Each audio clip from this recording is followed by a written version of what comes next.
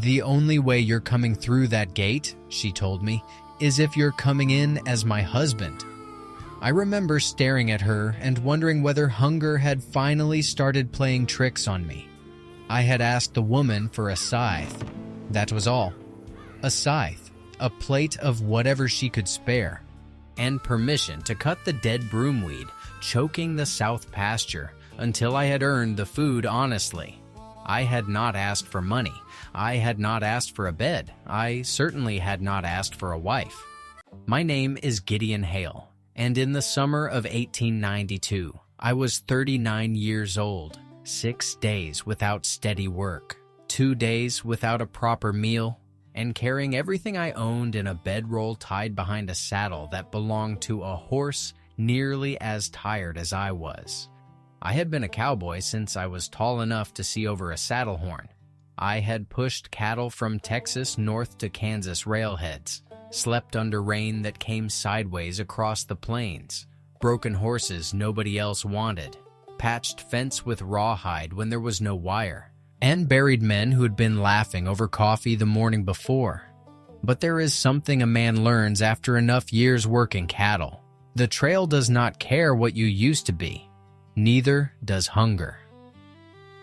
By the time I reached the Mercer place outside Black Mesa, New Mexico territory, my shirt had a tear beneath one arm, my boots were worn thin along the heels, and there was a hollow under my ribs that made the smell of wood smoke from the ranch house almost painful. The ranch sat low beneath a line of red bluffs, surrounded by sunburned grass and scattered juniper. A narrow creek had dried to stones weeks earlier. The cattle stood in whatever shade they could find, tails twitching at flies, ribs beginning to show. But behind the house, beyond a cottonwood grove, I could hear running water. That sound told me more about the ranch than the house did. Water in August. Real water. I dismounted outside the gate because a man with nothing ought to show some manners when approaching somebody who still owns something. A woman was sitting on the porch with a ledger open across her lap. She looked about 30, maybe 31. Dark brown hair pinned up against the heat, gray dress with the sleeves rolled above her forearms, no jewelry except a plain gold wedding ring she still wore on a chain around her neck. There was a Winchester, leaning within reach of her chair. That told me something, too. She watched me tie my gelding to the rail. "What do you want?" Her voice was calm, not friendly, not frightened either. "Work. We're not hiring." "I didn't ask if you were hiring." One eyebrow lifted. That probably saved me from being told to ride on. I took my hat off. "I saw your south field from the road. Broomweed's taken half of it. Give me a scythe, and I'll clear what I can before dark." "For wages?" "For supper." She looked at my horse, then at my boots, then at my face. I knew what she saw. A trail-worn cowboy who had gone too long without eating and was trying very hard not to let his knees shake. "You hungry?" "Yes, ma'am." "How hungry?" I almost lied. Pride is a foolish thing, but a man can carry it long after he has stopped carrying money. Enough that I'd rather work before smelling whatever's cooking inside. Something changed in her expression. Not pity. Thank God for that. Calculation. She closed the ledger. Then she took hold of the wooden cane resting beside her chair and rose. That was when I noticed her right leg. It did not straighten properly. She kept most of her weight on the left and used the cane with the practiced ease of someone who had been doing it a long time. She crossed the porch slowly, stopped at the top of the steps, and studied me as if I were a horse offered at auction. "You can cut weeds?" "Yes." "Ride fence?" "Yes." "Handle cattle?" "Yes." "Break a horse?" "If it needs breaking." "Read?" "Yes." "Write your name?" I frowned. "Last I checked." She almost smiled. Almost. Then she said the words that changed the direction of the rest of my life. "I don't need a hired hand, Mr. Hale, Gideon Hale. Mr. Hale, I don't need a hired hand. I need a husband." I looked behind me. There was nobody on the road. I looked back at her. "Ma'am, the Traders and Drovers Bank holds a note on this ranch. $1,280. My husband died 10 months ago. The bank manager gave me until September 1st to renew it. I'm sorry for your loss." "Don't be yet. You haven't heard the expensive part." She tapped the cane once against the porch plank. "The bank will not renew a cattle loan in my name alone. Their board calls me an unacceptable risk, a widow with a bad leg running cattle in drought country." That sounds like their foolishness. It is. Foolishness backed by legal paper is still dangerous. She glanced toward the cottonwoods where I could hear that steady whisper of water. "My neighbor, Amos Rourke, has offered to buy the note. If the bank refuses renewal, he'll have it before sundown on September 1st. 3 months later, he'll have this ranch." The name hit me harder than the hunger. Amos Rourke. I had not heard it spoken aloud in almost 4 years. I kept my face still. She did not notice. Not then. "All right," I said carefully. "But I still don't understand what any of that has to do with me."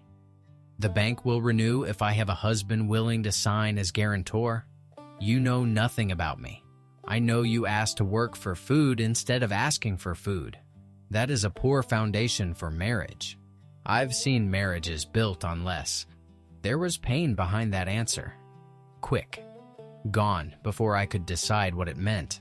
She came down one step, bracing herself against the rail. "I'm not proposing romance, Mr. Hale. I'm proposing an arrangement. You sign the renewal. You work this ranch with me until the note is paid. You get meals, a room in the bunkhouse, wages when the herd sells, and 1 calf out of every 10 born next spring. I keep ownership of the land. And afterward, if you want to leave, you leave. That simple?" "No." For the first time, she smiled, though there was no softness in it. "Nothing worth doing is that simple." The heat pressed down around us. A grasshopper clicked somewhere near the gate. My gelding tugged at a dry weed along the fence. I thought about riding away. A man with my history had good reason to. 4 years earlier, I had been trail boss for one of Amos Rourke's herds. 3,000 longhorns, 14 men. We had been pushing north after heavy summer rain when we reached the Canadian River, swollen, high, and brown. I told Rourke we needed to wait. He told me every day we waited cost him money. I told him water did not care about money. He ordered the crossing. I refused. He made the order directly to the men. Cowboys are paid to move cattle.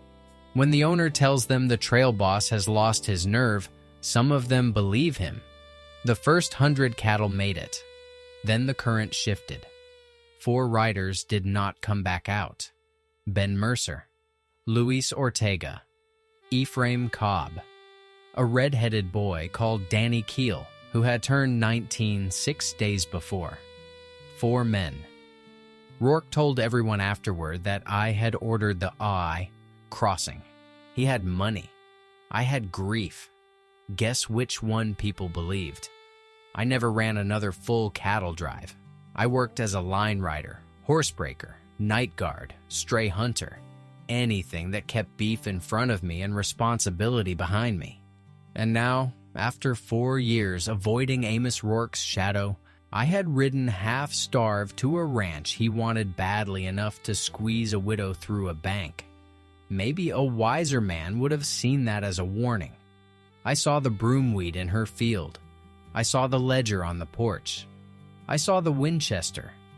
And I saw a woman standing on one good leg, asking a stranger for the kind of help pride must have made almost unbearable to ask for. "What's your name?" I said.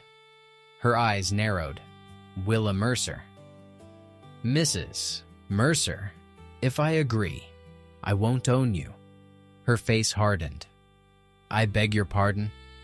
I'm saying this plain because there can't be confusion afterward.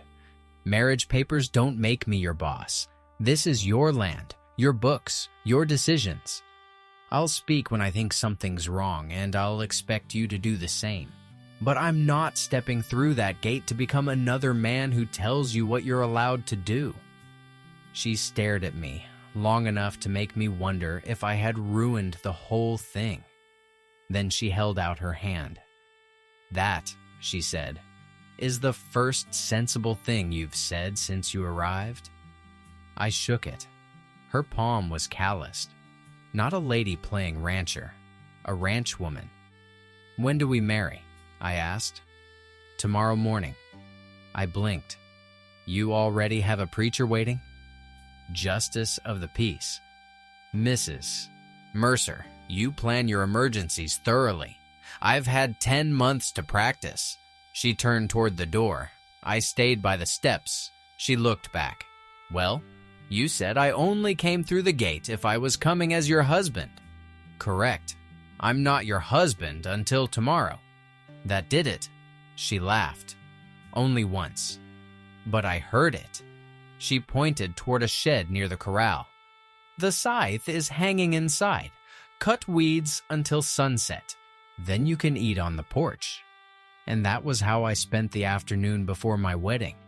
Cutting broomweed for a woman I had known less than 15 minutes. I suppose there are men who would call that foolish. They are probably right.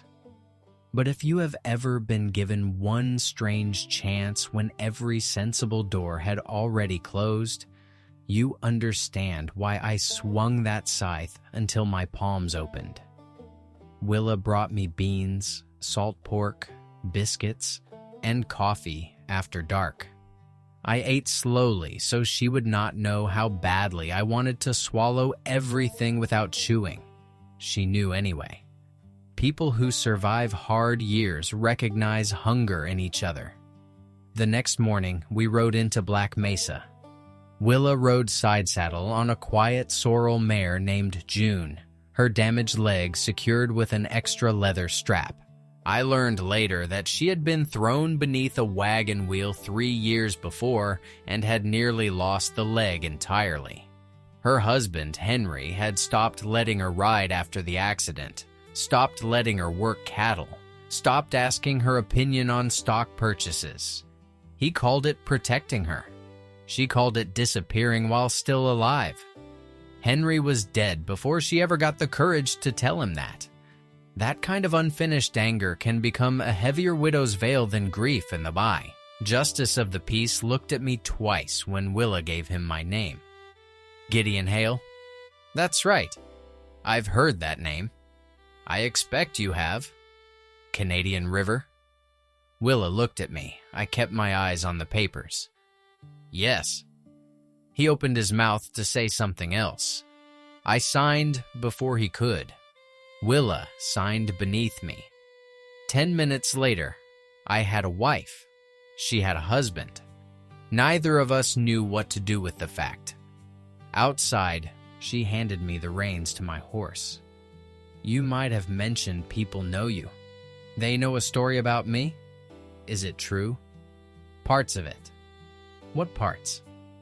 I put my foot in the stirrup. The parts where 4 men died. And the rest? I looked down at her. The rest can wait until we know each other better. I saw immediately that I had given the wrong answer. Willa was a woman who had spent 10 months surrounded by men hiding clauses in contracts and intentions behind smiles. A secret from me was not going to feel small, but she simply nodded. All right, husband. The word sounded so unnatural from her mouth that I nearly fell mounting. We went to the bank. Horace Bell, the manager, had a mustache so narrow it looked drawn on with charcoal and spectacles he kept polishing whenever he needed more time to invent an objection. Willa placed our marriage certificate on his desk. Belle stared at it, then at me, then back at the paper. This is highly irregular. So is trying to take a ranch from a woman who has never missed an interest payment, Willa said. Belle ignored her and addressed me. Mr. Hale, you understand that by signing this extension, you become guarantor for the Mercer cattle note? I understand. You have property? A horse. Cash assets? $17. His eyebrows climbed. Then what exactly makes you qualified as guarantor? I leaned forward. Your letter to Mrs. Mercer said a husband experienced in cattle management would satisfy the board's requirement. I have 27 years handling cattle. You did not say the husband had to be rich. Belle's eyes flicked toward Willa. She opened her ledger. Then something interesting happened. My wife began reading numbers: calves born, calves lost, winter feed cost, projected weight of steers, expected price per hundredweight. She knew exactly how many dollars the ranch needed to survive the year, and exactly how many head had to reach market to pay the note. Belle had expected desperation. Instead, he got arithmetic. I had known Willa one day, and even I enjoyed watching him shrink behind his desk. Finally, he reached for his pen. Before he signed, he said, Mr. Rourke has offered a generous settlement for the property. There is no shame in admitting this is too much ranch for... I put one finger on the paper. Finish that sentence carefully. Belle swallowed. Willa looked at me sideways. I did not raise my voice. Never saw much use in it. Belle signed. We walked out with 1 year. 1 year to save the Mercer Ranch. 1 year before the bank could come after it again. On the ride home, Willa said, You didn't have to threaten him. I didn't. You put your finger on his paper. My finger frightens bankers.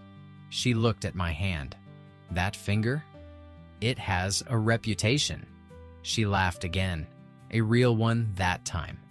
I began thinking 1 year might not be the worst sentence a man could receive. Work made strangers familiar faster than conversation ever could. The Mercer place held 112 cattle, mostly Hereford crosses, enough horses to work them, and one thing far more valuable than either: Mercer Spring. It rose beneath limestone behind the cottonwoods and fed a narrow creek even in drought. Amos Rourke's land bordered ours for 6 miles. His own water holes were failing. That was why he wanted Willa's ranch. Not the house, not the cattle. Water. Men in green country like to believe land is the foundation of power. In dry country, land without water is scenery. For 3 weeks, Will and I worked from before sunrise until stars came out. I repaired the south fence, cleared the broomweed, moved the weakest cattle closer to the spring, cut a new path along the ridge so Willa could reach the north pasture without taking her mare down the steep wash. She did the books each night at the kitchen table. At first, I ate in the bunkhouse. Then one evening, she appeared in the doorway. There's no sense burning 2 lamps. Looked up. I only have 1 burning. You know what I mean? So I started eating in the kitchen. There were 2 chairs. We sat across from each other with her ledger between us. That black leather book became the closest thing our marriage had to a courting parlor. She would read expenses. I would argue about feed. She would tell me my numbers were wrong. I would tell her the cows did not care what the ledger said. She would tell me banks did. We were both usually right. One night, she found me studying the breeding records. You read ledgers better than most cowboys. I used to keep drive tallies. As trail boss, there it was. I set the pencil down. Yes. Canadian River? Yes. She waited. I knew what she wanted. The truth. I could have told her. I should have. Instead, I said, Not tonight. Her mouth tightened. She closed the ledger. You know everything about my debt. I know. You know what the bank thinks of me. I know. You know how Henry died. I did. He had been thrown from a young stallion and broken his neck against a corral rail. You know about my leg. Yes. And I know almost nothing about why you stopped being a trail boss. I looked toward the dark window. It's a story with dead men in it. So is mine. That silenced me. Willa stood with her cane. Good night, Gideon. Willa. She stopped. I'm not hiding because I don't trust you. Then why? Because some things get heavier when you say them aloud. She looked at me for a long moment. Then her expression softened. Maybe they get lighter. She left before I could answer. 2 days later, Amos Rourke rode through our gate. He came with 3 men. Men like Rourke always brought company, even when they claimed to be visiting friendly. He was in his mid-50s by then, broad across the shoulders, silver beginning at his temples, clothes too clean for a rancher before noon. I recognized the way he sat a horse before I recognized anything else. Back straight, one hand resting near the saddle horn. A man certain the land beneath his horse already belonged to him. He saw me near the corral. His smile disappeared. Well, he said, I wondered where you crawled off to. Willa was standing on the porch. I felt her eyes move from him to me. Morning, Rourke. He swung down. You married him? Willa's voice went cold. You are standing on my property, Mr. Rourke. That isn't an answer. It is the only one you're owed. He laughed. Then he looked at me. I suppose you haven't told her. Not your business. Seems like it became my business when she tied her ranch to the man who drowned 4 cowboys. The whole yard went quiet. I could hear leather creak beneath one of Rourke's riders. Willa did not move. Gideon, I looked at her.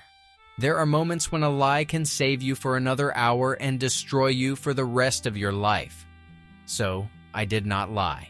4 men died on a drive I was leading. Rourke spread his hands. There. Not complicated. You ordered the crossing. His eyes sharpened. I owned the herd. You were trail boss. The river was running too high. Funny thing about memory. Men always remember themselves as wiser after somebody dies. My hands curled. For 4 years I had imagined hitting Amos Rourke. In those imaginings, it always felt satisfying.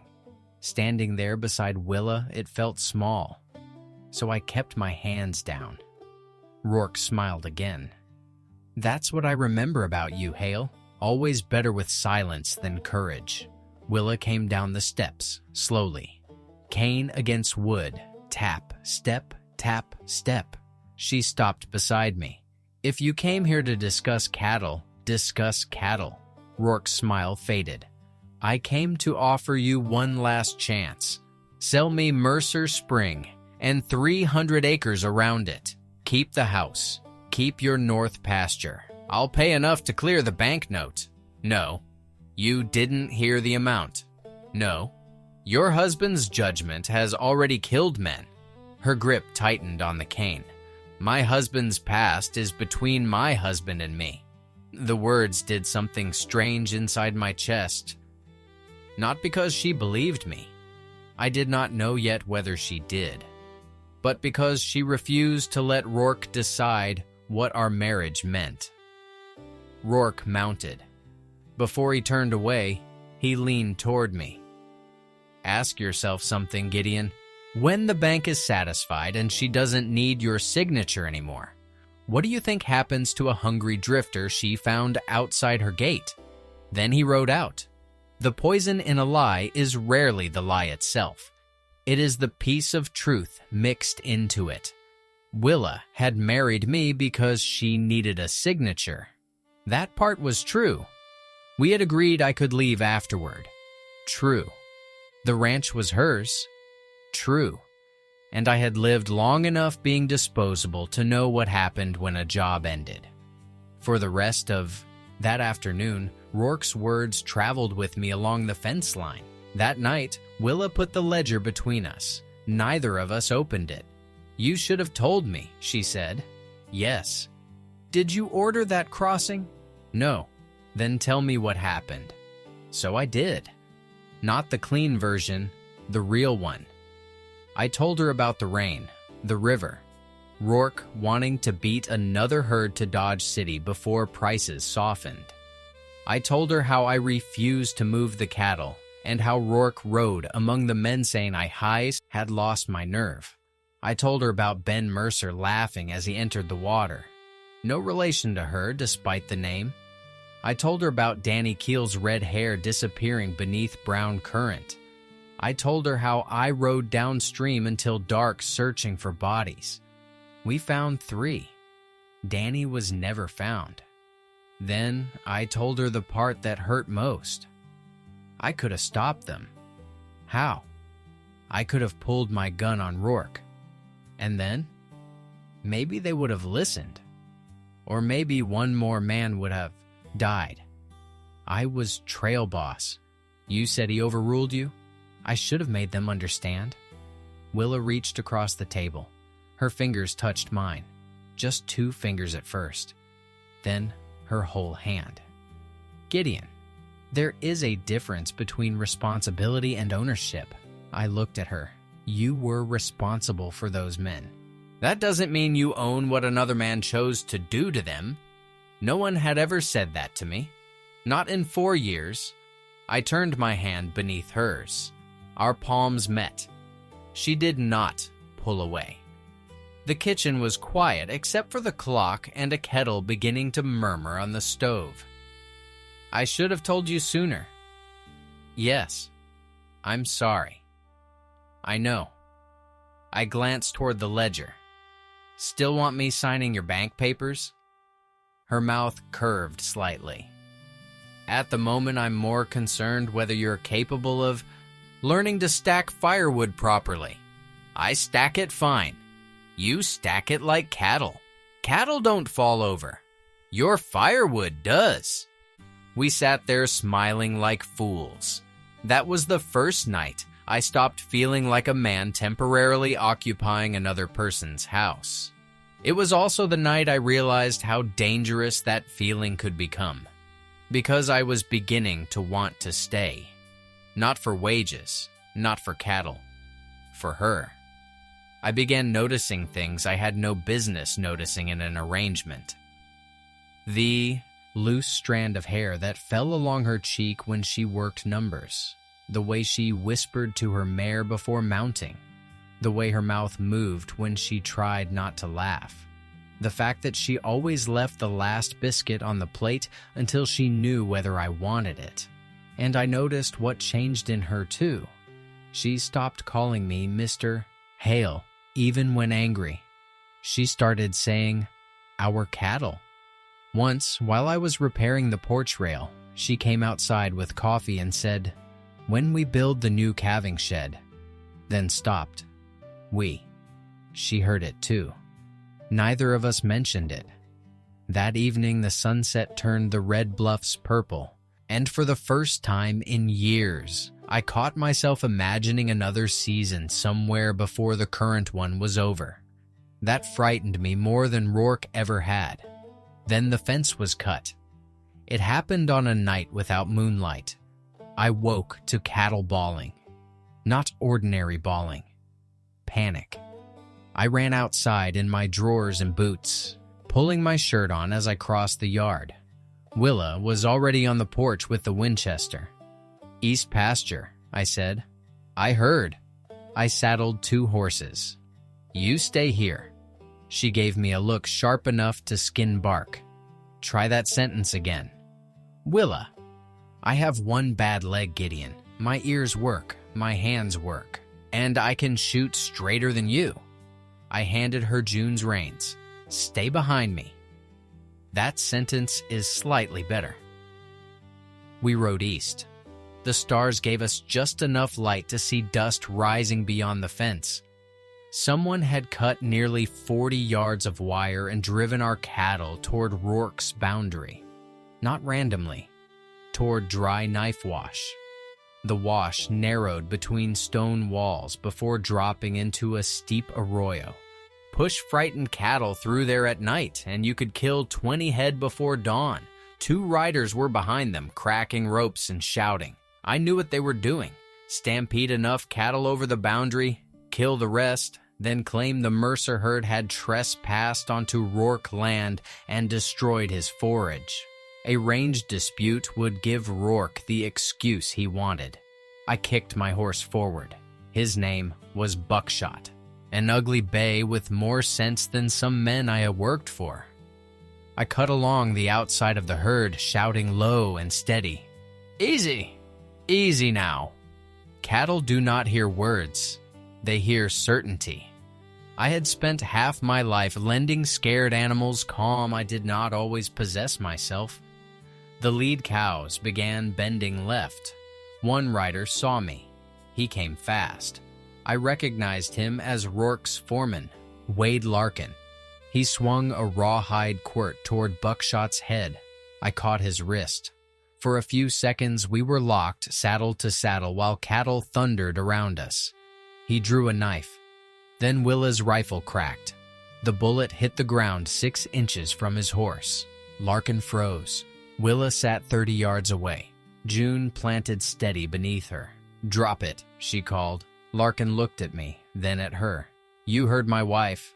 He dropped the knife. The second rider fled. Larkin followed. We spent nearly an hour settling the cattle. When it was over, I found blood running down my right hand from where cut wire had torn the palm. Willa found it too. "You're bleeding." "Not much." "House." "The fence?"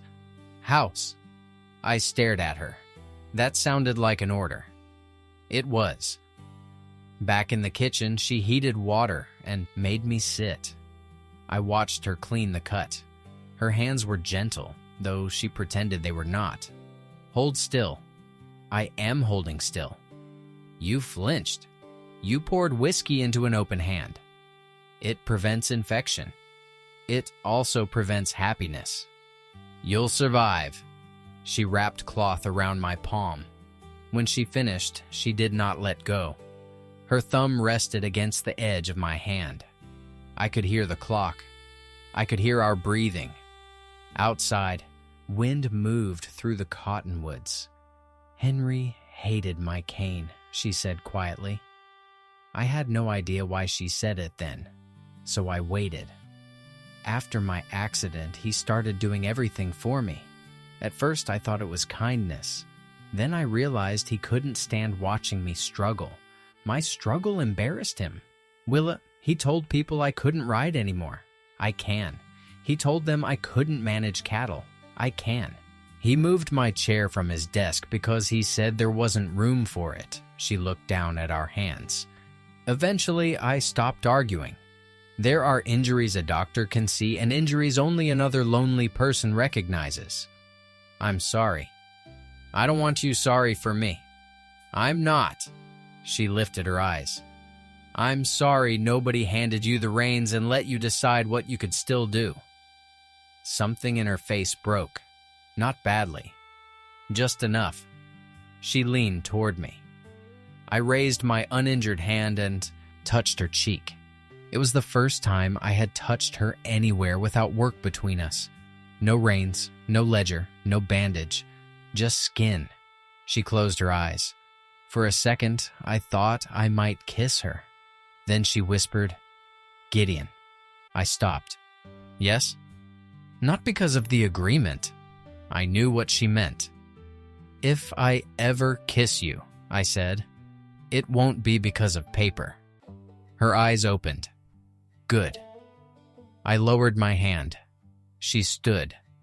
Then, before taking her cane, she bent and kissed my forehead. It was the smallest thing. It kept me awake nearly the whole night. By late August, the drought worsened. Our spring kept flowing. Rourke's water did not.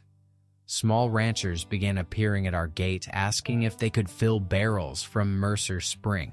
Willa said yes to every one of them. "You keep doing this, there won't be enough for us," I warned. "There will." "You don't know that." "No, but I know what happens to a family without water." So we rationed. Ourselves first, neighbors next, then cattle. Word spread. Families from miles away came with barrels, buckets, even cooking pots. Willa charged nobody. That mattered later. At the time, it simply made Amos Rourke furious. He came to Black Mesa on a Saturday when I was at the feed store negotiating for cottonseed cake. I saw him outside before he saw me. I could have crossed the street. I did not. "Gideon." "Rourke." "Heard your wife is running a charity. Heard your wells are dry." His smile tightened. "You really think she married you because she wanted you?" I kept walking. He stepped beside me. "The bank renewal's good for a year. Once those steers sell, she can pay half the note. Next spring, she'll cover the rest." "That sounds like a good thing." "For her." I stopped. Rourke lowered his voice. "You've been a hired hand long enough to know what happens when the work is finished." I said nothing. He saw that land. The little place inside a man where an old fear still lives. He pressed harder. "She needed a signature. You gave it. She needed a cowboy. You became one. She needed someone to stand between her and me. You've done that too. What do you suppose she needs next year?" "Get away from me." "She told you the ranch stays hers, didn't she?" "Yes." "And your share?" "Mine is what we agreed." "A few calves." He laughed softly. 4 years ago, you lost 4 men because you were too weak to stand up to me. Now you're about to lose a home because you're too weak to admit that woman used you." I grabbed him by the coat. For 1 second, I was back at the Canadian River. Brown water. Danny Keel disappearing. Rourke shouting that men with courage crossed. Then I heard Willa's voice in my memory. "Responsibility is not ownership." I released him. Rourke straightened his coat. "Still a coward." "No." I looked him in the eye. "I'm finally learning which fights are worth winning." I walked away. But his words came home with me. That evening, Willa knew something was wrong. "What happened in town?" "Nothing." That answer usually means something. I stared at the ledger. She waited. "Did you marry me only for the bank?" She went still. I regretted it the instant I said it. But I needed the answer. At first, yes. Yes. Truth hurts cleanest when it arrives without decoration. I nodded. She closed the ledger. "But that isn't what you asked." "What did I ask?" "You asked if that is the only reason." I looked at her. "It isn't." Neither of us moved. When did that change? "I don't know." "Willa." "I don't." Her voice rose. "I don't know if it was when you argued with Belle without speaking over me, or when you cut a trail so I could ride the North Ridge alone, or when I found you fixing June's cinch because you noticed the leather rubbing my bad leg and you never said a word about it." She swallowed. "Maybe it was when you told me not kissing me mattered because you wanted the choice to be real." I could feel my heart beat in my throat. She continued, "But I will not beg you to believe me, Gideon. I spent too many years begging one husband to believe I was capable. I won't spend the next years begging another to believe I'm sincere." She took her cane. Before she reached the doorway, I said, "I believe you." She stopped. "I'm just not sure I believe I know how to keep anything." Her shoulders lowered. "That," she said softly, "is not the same problem." 3 mornings later, Amos Rourke came for the spring. Not with 3 men, with 12. I saw the dust before sunrise, a long brown cloud moving along the eastern fence. Willa came beside me on the porch. "Rourke?" "Yes." "How many?" "Enough to be stupid." I saddled Buckshot. Willa reached for June's saddle. "No." Her eyes flashed. "Do not start. I'm not leaving you. You're not riding into 12 armed men either. This is my ranch. Our ranch." The words came out before I could stop them. We both heard it. There was no time to talk about what it meant. Willa strapped her leg into the saddle. We rode toward Mercer Spring together. What we found surprised both of us.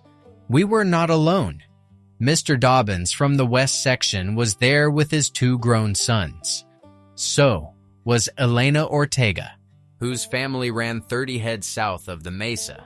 Old Cal Baines arrived in a wagon carrying a shotgun, probably older than he was. More riders came behind him. Men and women who had drawn water from Mercer Spring over the past month. 22 people by the time Rourke reached us. Willa looked around.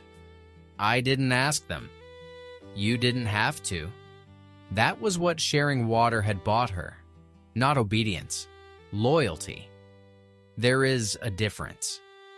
Rourke stopped 50 yards away. His men spread behind him. Wade Larkin was among them. Rourke looked at the neighbors, then at me. "This is between me and Mercer." Willa rode forward. "Mercer is me. I hold grazing rights east of Dry Knife Wash, not spring rights. I'm taking enough water to keep my cattle alive." "You can water your cattle here under the same terms as everyone else?" A murmur moved through the crowd. Rourke's face darkened. "I'm not driving 500 head through your gate to beg permission every morning." "Then sell cattle." Several people laughed. That was dangerous. Men like Rourke could endure resistance better than humiliation. His hand moved near his revolver. Mine did too. Then Wade Larkin spoke. "Boss." Rourke turned. Larkin was staring at the crowd. "These folks ain't moving." "Then move them." Nobody did. Rourke's eyes hardened. "I pay you men." Still nobody moved. That was when I understood. The final fight was not about who carried the most guns. It was about who was willing to be seen using them. Rourke could bully one widow, one broke cowboy, one small rancher. He could not shoot half the county over water and expect the territory to look away. He knew it too. So he changed tactics. He pointed at me.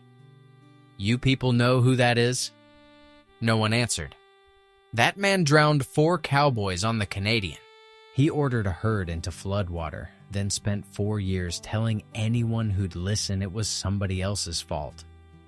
There it was, the story that had followed me from trail to trail. But something had changed. For the first time, I was tired of letting another man tell it. "I didn't order that crossing." Rourke laughed. I raised my voice, not shouting, just enough for everyone to hear. "August 7th, 1888. Your Circle R herd was 3 days behind the McCord outfit heading north. You told me if they reached the railhead first, they'd flood the market and cost you nearly $2,000. Rourke's expression changed, only slightly. I kept going. "I told you the Canadian was unsafe. You told the crew I had lost my nerve. Liar. You ordered them across yourself. Prove it." That was the problem. For 4 years, I could not. Then a voice behind Rourke said, "I can." Wade Larkin. Rourke turned slowly. Larkin looked sick. "I was 16, he said.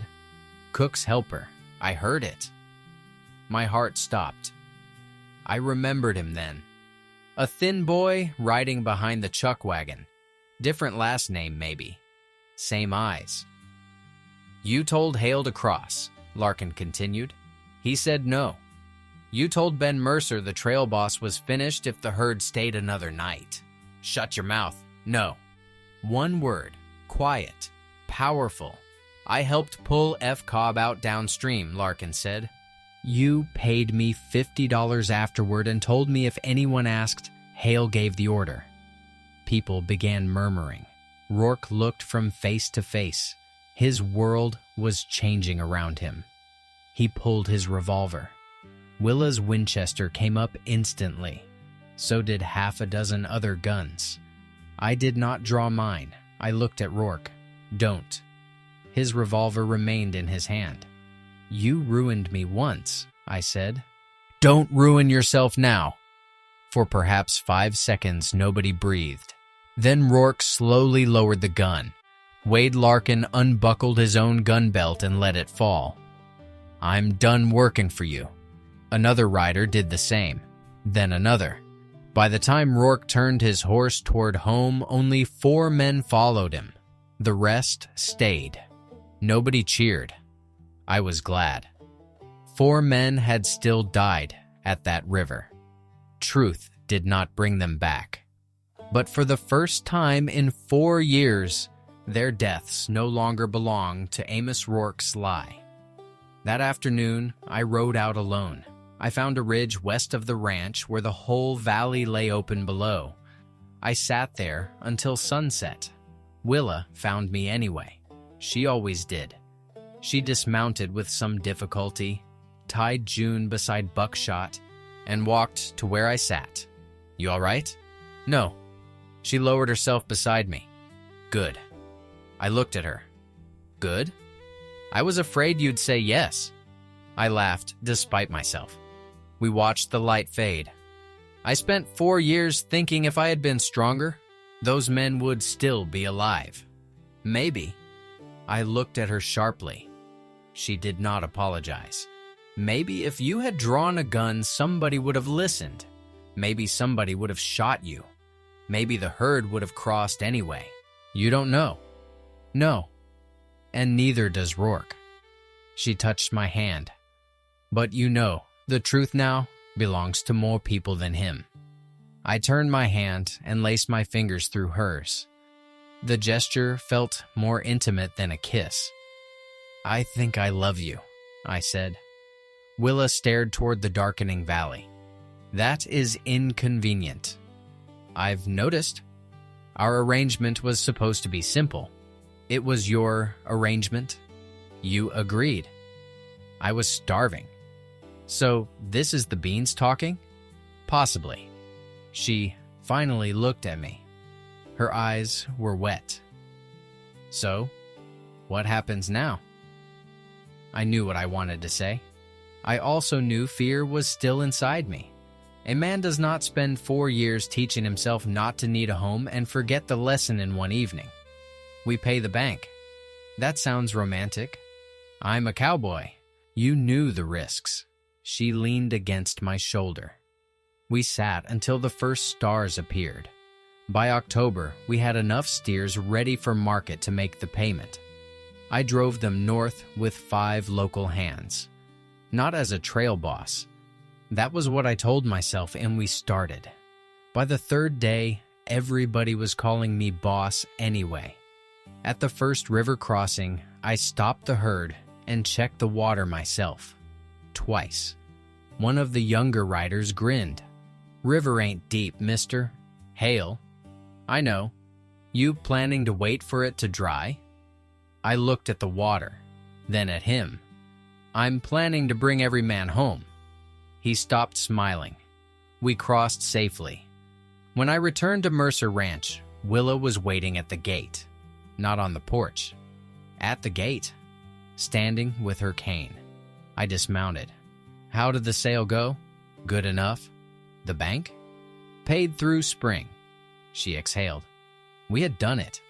Not all of it, but enough. The ranch was going to live. That night, we opened the ledger. For once, neither of us talked about numbers. Willa took the original agreement we had written before our wedding from between the pages. 1 year, separate property, 1 calf in 10. Freedom for either of us to walk away once the note was satisfied. She placed it on the table. What are you doing? finishing our arrangement. My stomach dropped. It happened so fast I hated myself for it.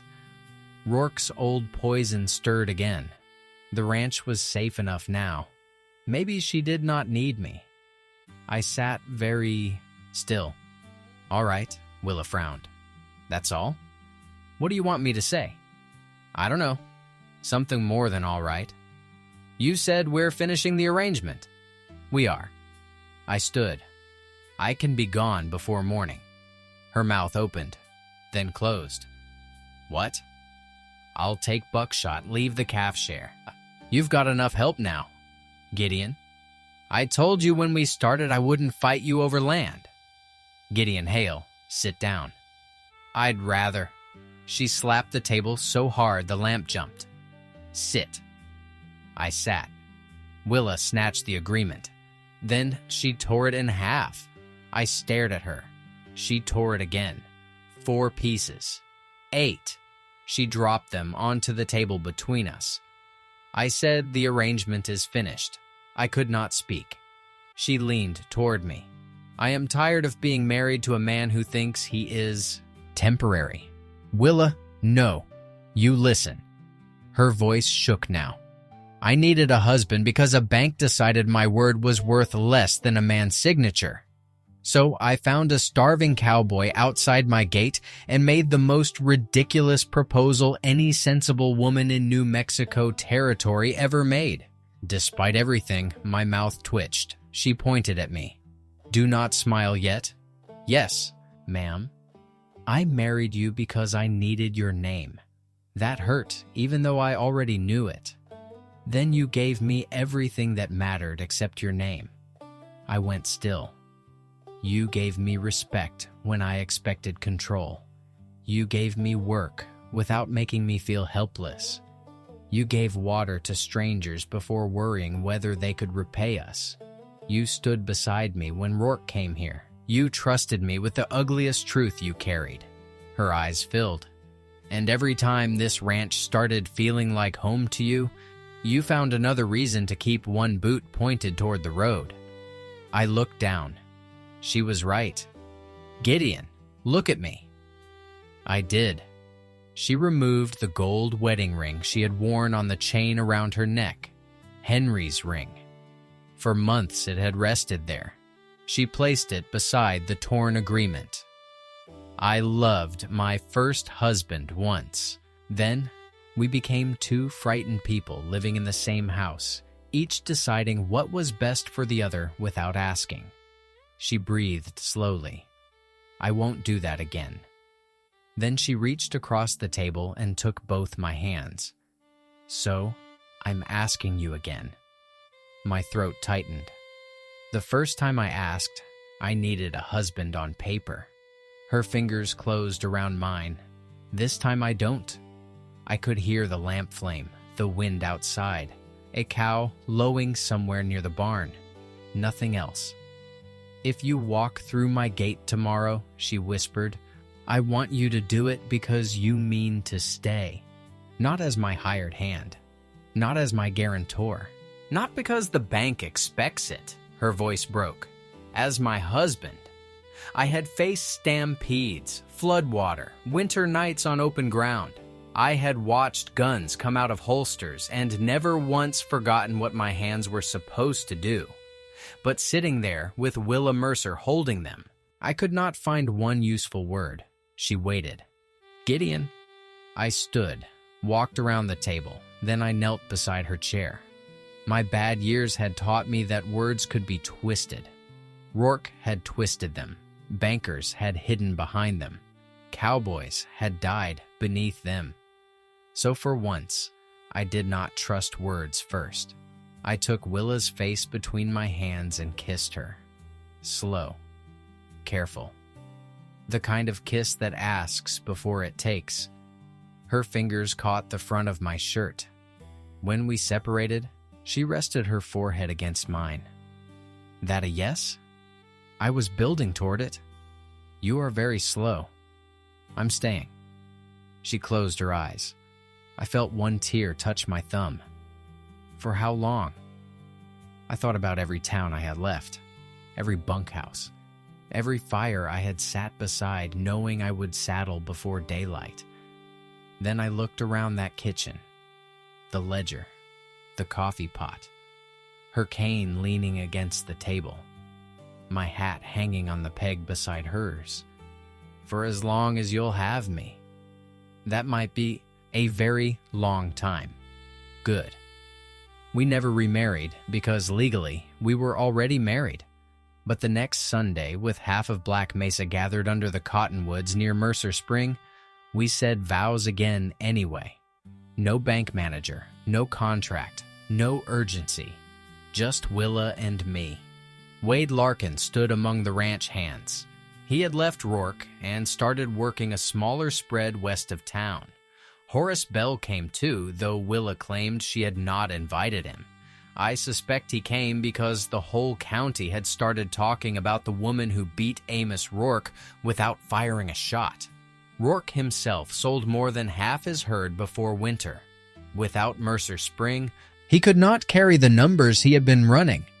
By the following year, he sold the eastern section of his ranch. I never celebrated that. There are victories that become smaller if you enjoy them too much. Willa taught me that. Or perhaps cattle did. It is hard to stay impressed with yourself when you spend your days being outsmarted by animals that eat grass. The following spring, I built Willa a new saddle. I'd been working on it secretly for weeks. Not a side saddle, a working saddle. I widened the seat, altered the right fender, and made a leather support that held her injured leg steady without locking it in place. When I carried it into the yard, she stared at me. What is that? A saddle? I can see that. Then why ask? She struck my boot with her cane. I put it on June. Willa ran her hand along the leather support. You made this? Yes. Why? I looked at her. Because you keep saying you can ride. I can. I know. Her face changed. That mattered. Not that I had built something for her. That I had believed her. She mounted without help. I stayed near enough to catch her if she needed me and far enough away that she could pretend I was not. She settled into the saddle, adjusted the strap, then smiled. Not the guarded smile she had given me the day I arrived. Something wide and young and almost reckless. Open the gate. I did. She rode, through. At first slowly, then faster. June broke into a smooth lope across the pasture, and Willa laughed so loudly the cattle raised their heads. I mounted Buckshot and followed. She turned toward the ridge. For one foolish second, I nearly told her to be careful. Then I remembered who I had married. Instead, I rode beside her. That became our way. Not in front, not behind. Beside. Years later, when people asked how I came to own part of the Mercer Ranch, I always corrected them. I never owned Willa's part. Eventually, we bought another 400 acres together west of the creek. That deed carried both our names, Hale and Mercer. She insisted on keeping Mercer. I insisted she should. We built the herd to nearly 300 head. Not because bigger was always better. I had seen what happened to men who believed that. We kept only the cattle the water could support. Every August, when the country turned brown and neighboring wells began dropping, Mercer Spring remained open to families who needed it. 1 barrel per household when drought was bad. No charge. That was Willa's rule. I never argued after the first year. There were children born, not ours. Life did not give us everything. But nephews came, neighbors, cowboys who stayed through winter and became something close to sons. One of them was Danny Keel's younger brother, Matthew. He came looking for me after hearing the truth about the Canadian River. The first time I saw him ride through the gate, I thought he had come to kill me, Instead, he took off his hat. "You Gideon Hale?" "Yes." "My brother rode for you." "I know." "Did he suffer?" That question stayed with me. I told him the truth. "I don't think so."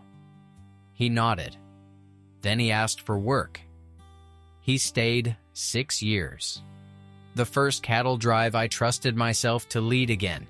Matthew rode point. We reached the river at noon. Not the Canadian. A smaller crossing north of Santa Rosa. Water ran high from spring rain. The men looked at me. I looked at the river. Then I said, "We wait." Nobody argued. We camped 2 days. The water fell. We crossed without losing a man or a cow.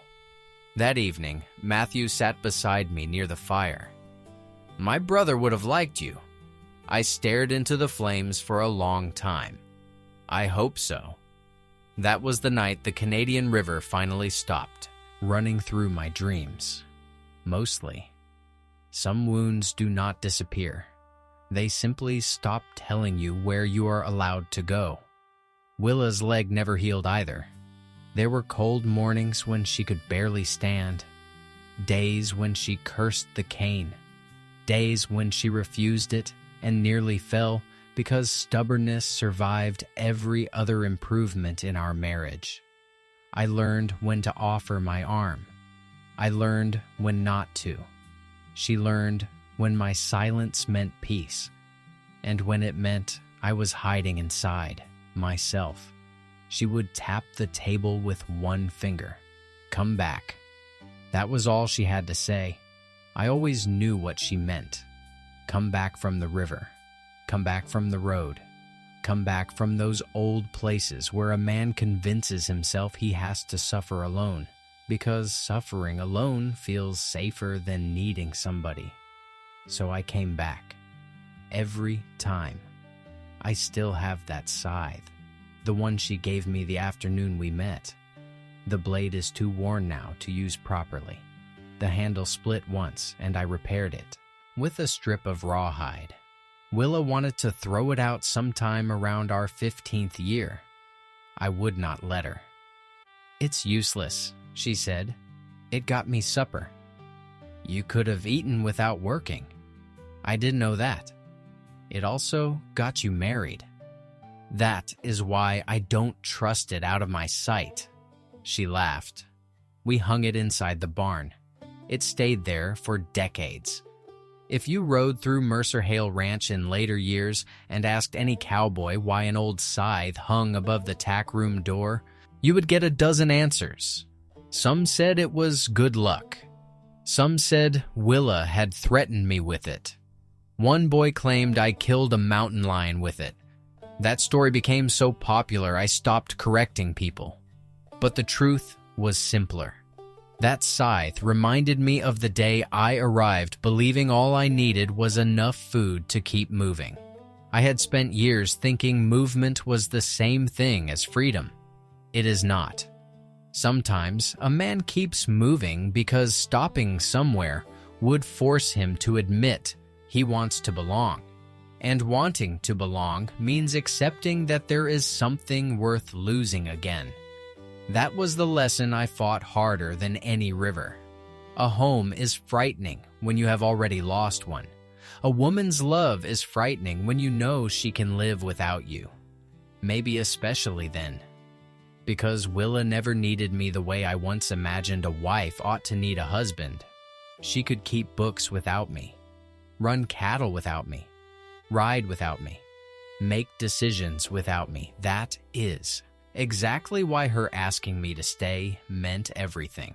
She was not asking because she could not stand alone. She was asking because she no longer wanted to. There is a difference large enough to build a life inside.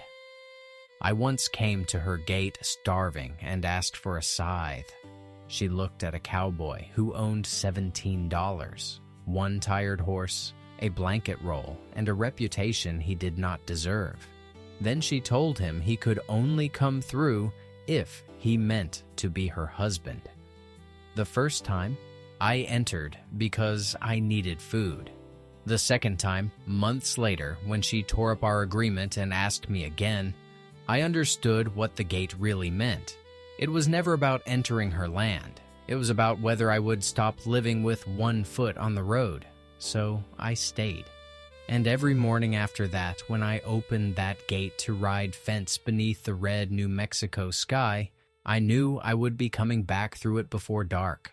Not because a bank paper said I belonged there. Not because the cattle depended on me.